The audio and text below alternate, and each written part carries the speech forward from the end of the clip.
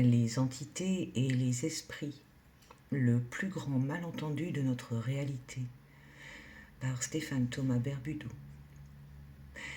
Il y a un moment où il faut arrêter de mettre tous les phénomènes invisibles dans le même sac, parce que c'est justement là que naît la confusion. Le mot entité est devenu un fourre-tout. On y met les esprits, les défunts, les parasites énergétiques, les formes pensées, les archétypes, et même des parties de soi. Résultat, plus personne ne sait réellement de quoi il parle. Alors on va remettre de la clarté, parce que le plus grand mystère des entités, ce n'est pas leur existence, c'est leur nature réelle, et surtout ce qu'elles sont vraiment par rapport à toi. La première chose à comprendre, c'est que tout est conscience. Pas tout est vivant au sens biologique, tout est conscience au sens perceptif. C'est-à-dire que toute forme perçue est le résultat d'un point de vue. Donc, une entité n'est pas forcément un être extérieur, c'est une forme de conscience perçue comme séparée. Et ça change absolument tout. Il existe en réalité plusieurs grandes catégories d'entités. Pas parce que l'univers est rempli de créatures, mais parce que la perception humaine découpe la réalité. La première catégorie, celle que tout le monde imagine, les consciences désincarnées. Ce sont des êtres qui ont eu une expérience physique et qui continuent d'exister sans corps matériel. Contrairement à ce qu'on t'a raconté, ils ne sont pas bloqués ou perdus par défaut. Ils sont simplement dans un autre état de perception. Certains restent proches du plan terrestre par attachement, par confusion ou par choix. D'autres poursuivent leur trajectoire ailleurs.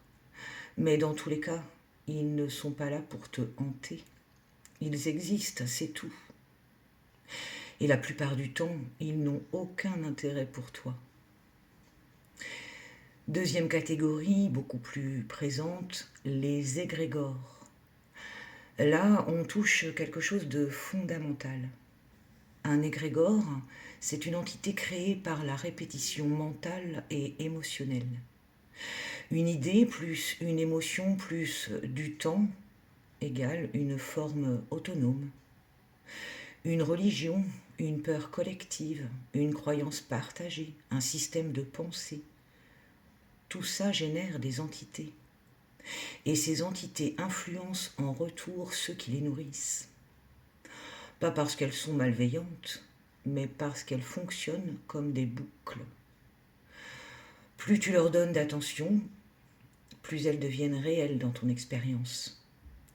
C'est là que beaucoup parlent d'entités négatives, alors qu'ils parlent en réalité de leur propre construction amplifiée. Troisième catégorie, les formes pensées individuelles. Celles-là, tu les crées toi-même. Une peur répétée, une colère entretenue, un souvenir chargé émotionnellement. Tout ça prend forme. Pas forcément visible à l'œil, mais réel dans ton champ. Et ces formes peuvent agir comme des présences, te donner des impressions, te pousser dans certains états, te faire croire que quelque chose agit sur toi, alors que c'est toi, en boucle. Quatrième catégorie, celle qui dérange le plus, les fragments de conscience. Tu n'es pas un bloc unique, tu es un ensemble, des couches, des versions, des aspects. Certains sont alignés, d'autres sont dissociés. Et ces parties peuvent être perçues comme extérieures. Voix intérieure, présence, guidance, résistance, etc. Beaucoup de gens pensent communiquer avec une entité, alors qu'ils rencontrent une partie d'eux-mêmes. plus ancienne, plus lucide ou plus blessée. Et maintenant, on arrive au point clé, le véritable mystère des entités. Ce n'est pas ce qu'elles sont, c'est pourquoi tu les perçois. Parce que dans l'absolu, il n'y a pas de séparation réelle. Il y a un champ de conscience unique qui se fragmente pour se percevoir lui-même. Donc, toute entité que tu rencontres est une interface de perception, une forme à travers laquelle la conscience se regarde. C'est pour cela que certaines personnes voient des entités partout et d'autres jamais. Ce n'est pas parce qu'elles sont plus protégées, c'est qu'elles ne filtrent pas la réalité de la même manière. Maintenant, parlons de la peur, parce que c'est là que tout se joue. La peur des entités est l'un des programmes les plus puissants. Pourquoi ? Parce qu'elle te fait croire que quelque chose peut agir sur toi sans ton accord, que tu es vulnérable ou manipulable, alors que la réalité est beaucoup plus simple. Tu n'es jamais passif dans ton expérience, jamais. Ce que tu perçois, tu le permets d'une manière ou d'une autre, pas consciemment, mais structurellement. Ça ne veut pas dire que tout est dans ta tête, ça veut dire que tout passe par ta perception et que c'est là que se situe ton pouvoir. Une entité ne peut pas s'accrocher à quelqu'un comme on te l'a raconté. Ce qu'elle peut faire, c'est entrer en résonance avec une fréquence déjà présente. Une peur, une croyance, une faille émotionnelle. Elle ne crée rien, elle amplifie. Donc, vouloir se protéger des entités, c'est souvent se battre contre une projection. Le vrai travail, ce n'est pas repousser, c'est comprendre, observer, dissoudre.